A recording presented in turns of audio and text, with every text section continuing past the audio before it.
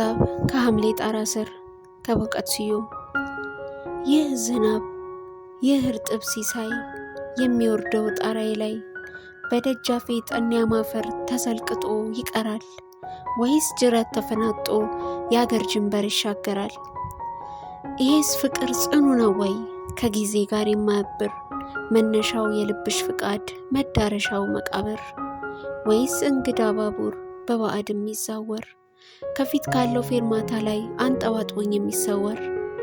ይብላኝ ለልቦናዬ ጥያቄና ተስፋ እንጂ ምላሽ ለማያፈልቀው ብቻ እንደሚዘንብ ነው ማውቀው እንደምወድሽ ነው ማውቀው።